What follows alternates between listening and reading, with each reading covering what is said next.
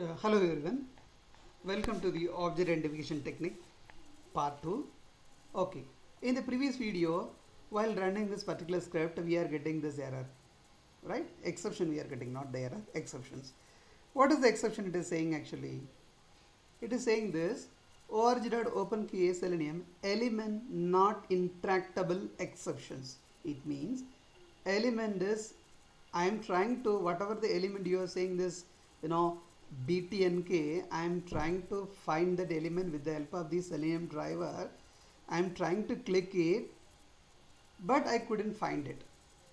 It means what actually? Similar story the previous one I said. You are trying to identify me in the office. So you simply said Venkatesh. Security also is without asking any question to you. Okay, boss, I want to, boss, can you call the Venkatesh? You are saying the simple, my project name is something like, I'm working in the Google project. You are saying this, in the Google project, just call Venkatesh. His brother came to security room, so he wants to meet. To Venkatesh, they will come. That's the problem, right?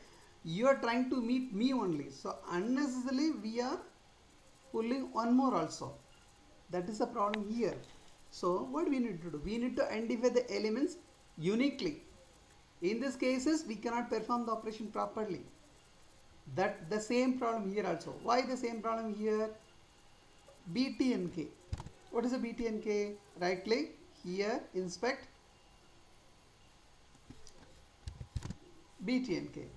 If you see here is BTNK, what is this BTNK? This is the name is equal to BTNK. If you see it is two BTNK we have. One is this one, another one is this one.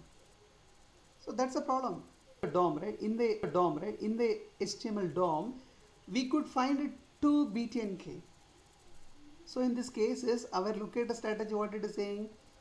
ID, we do not have ID. Name also we have two. So I cannot use the name also because two. I want the unique thing. So link text. Can I use the link text?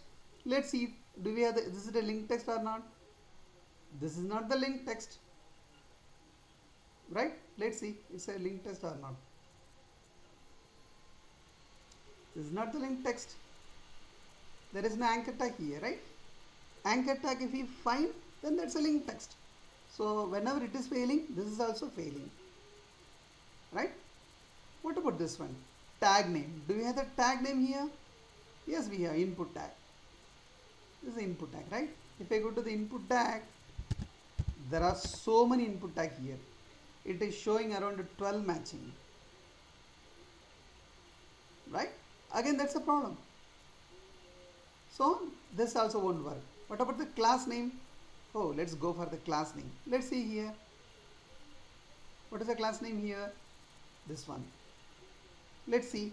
Do we have the class name also unique? Again, class name also two class name. Oh God. ID is not working. ID is not there. Name also two name. Link text is not working. Partial link text is not there. Tag name also multiple tag name. Class name also two class name. Then what we need to do? We need to go to the CSS or XPath. That is the final thing. Okay, boss. Let me go ahead with the CSS. The how to create the CSS everything I will explain in the further video. But time being, just to understand this one.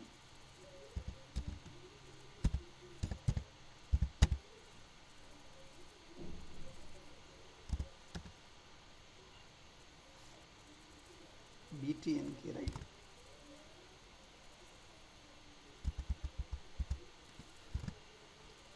Again, if you use CSS also again the problem. Two things. So can I use some different thing here? Yes, you can use it. How? Can I use something like value is equal to Google search something, value attribute. Let's try.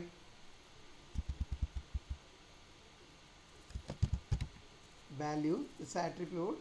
This is a value. Input, attribute name and value name. Again two matching node. then that's a problem. CS is also not working. Then finally what we need to do? We need to go to the XPath. XPath is similar way only. I will explain in the coming video. Oh, again tool matching node. But XPath we have the flexibility to alternate. There are so many options over here. Just go here and this one. So this is the one. No. Then this one. Now it is highlighting. If you hover the mouse, you can see it in the web page. There is some highlight here, right? Now we are able to identify this element. Paste it here.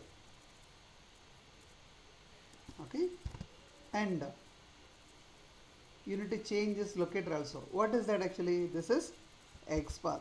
So locator is here is XPath. By.xpath. Right? Similarly, you can copy the same thing and put it here also.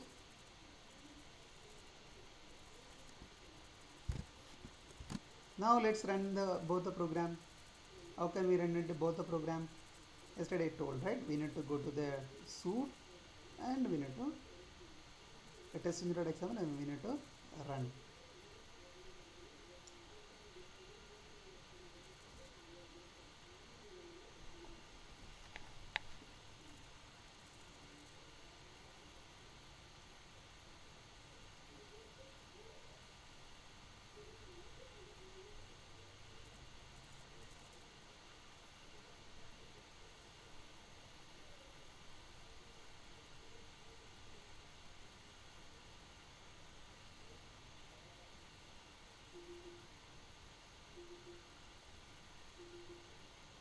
See, now the test case is getting passed. Both the test cases are getting passed. How? Because of XPath. So that is what the locator strategy is saying. If ID is there, go and use ID, no issue. If ID is not there, go and use the name. If name also multiple name, don't use that. Try to use a linked text. No option of linked text, ignore it. In tag name there is a multiple tag name, ignore it. Class name, if unique, then you can use it. If it is multiple class name, ignore it. CSS, try to use a CSS, and some of the features are supported by XPath that is not present in the CSS. So in that cases, don't use the CSS. Directly jump to the XPath. Okay. So in that way, you can proceed the object identification technique. So this is what the locator strategy. Okay, fine. This is simply we did it. That is fine, boss. This is everything we did it. But simply you are clicking and this is coming.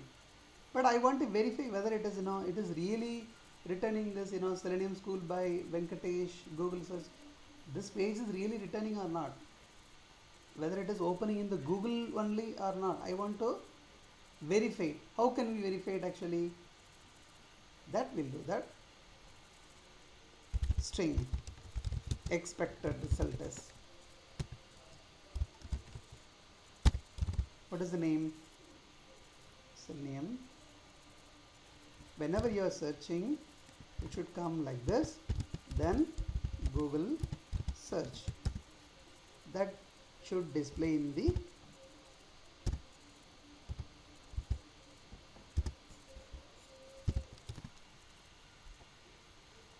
should display in the window title, right?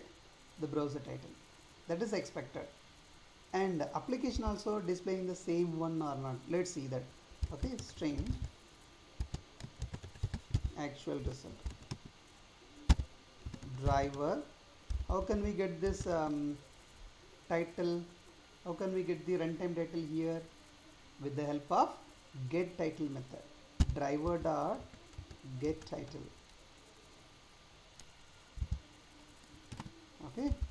Okay, fine, boss. How can we compare it? With the help of assertion.